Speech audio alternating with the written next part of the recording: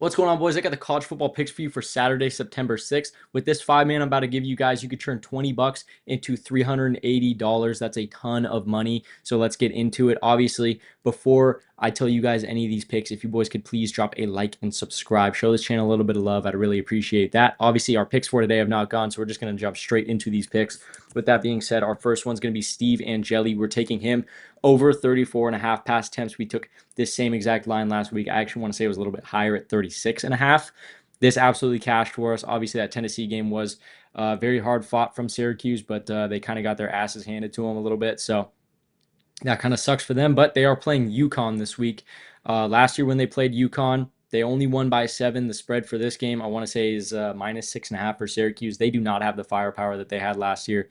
I want to say that they lost like 19 or 20 starters from last year. So really big losses for them, obviously.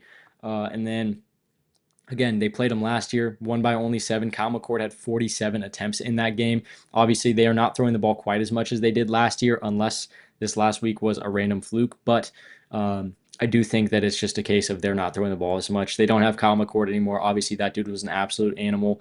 Not to say that Steve Angeli isn't good, but he's just not quite as good as Kyle McCord. And they don't have the receiving threats that they had. Obviously, Trevor Pena left to Penn State, so little bit of a tougher situation for him this year. However, I think that this UConn game is going to be a lot closer than a lot of people think. So I absolutely love this pick. 34.5 seems absolutely free for us for tomorrow's game. Obviously, we're going to get into some of the bigger games now, some of the games that a lot of people are looking forward to, one of which is obviously SMU versus Baylor.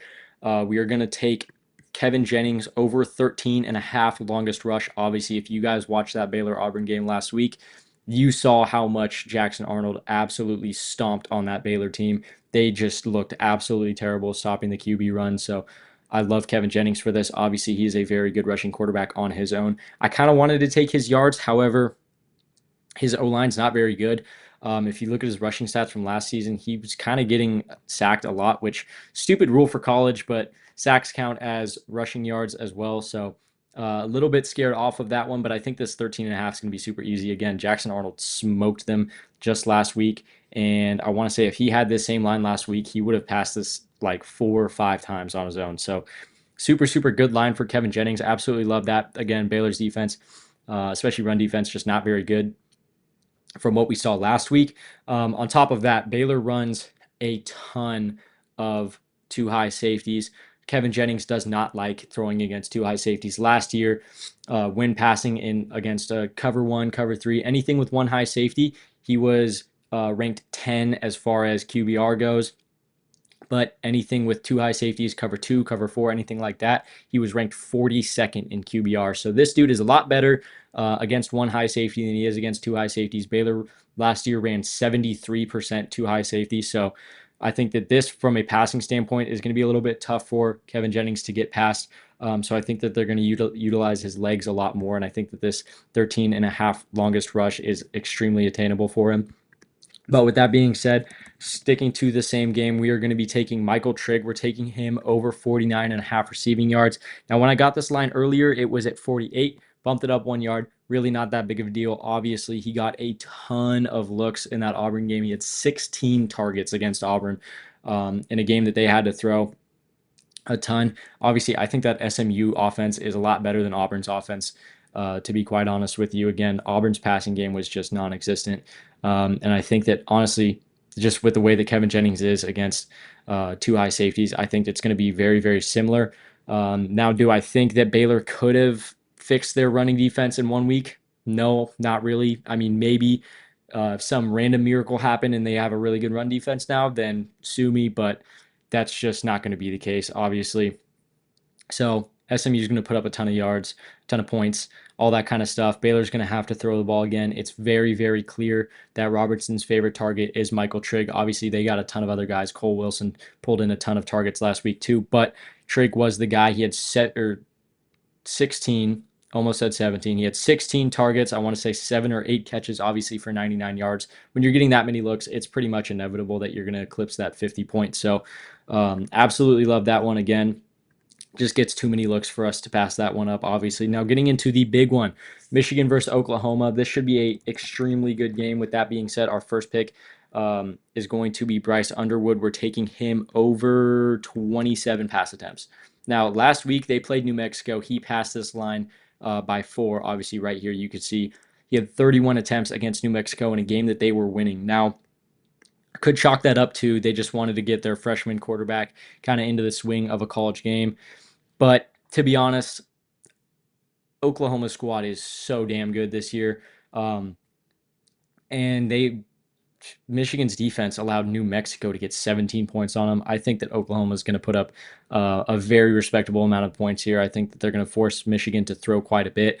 So I think that this 27 pass attempts line is probably lower than it should be. Again, throwing 31 in a game that you're winning against New Mexico is honestly pretty confusing unless you're trying to get your guy going. But again, they're going to be forced to pass this week against that Oklahoma team. Again, Oklahoma's offense, super, super explosive, but they're just going to have to throw the ball. There's nothing else to it. They got to throw the ball against that Oklahoma team or they're not going to be in it at all. Now, staying with that same premise, we're taking John Mateer for our Oklahoma pick for this one. It wants to autocorrect me. That's great. Taking John Mateer. Obviously, John Mateer, great quarterback. The pick we're taking for him is 1.5 passing plus rushing touchdowns. It says plus receiving too. I guess in some crazy fashion he could get a receiving touchdown. It's just not really realistic. So we're calling this one passing plus rushing.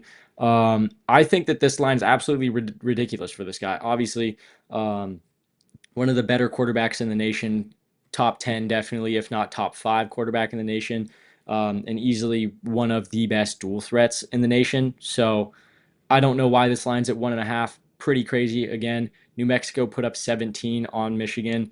That's just unacceptable for a D1 program of Michigan size to be allowing to a team like New Mexico. Again, Oklahoma has so many weapons. And I personally think if this dude's not getting 1.5 passing touchdowns, not even counting the rushing touchdowns, if this guy doesn't get 1.5 passing touchdowns, there's no shot in hell they're winning this game. They're going to get blown out if he does not hit this line, especially the fact that it includes rushing touchdowns. If he doesn't get 1.5 touchdowns, they're getting whooped. So this one, super, super free. 5, 5, 4, 2, 4. He combined passing plus rushing last week for like 416 yards and 4 touchdowns. Obviously, they were playing Illinois State, so kind of hard to judge there. But at the same time, again, Michigan was playing against New Mexico, so I think this one is going to be super easy for us again.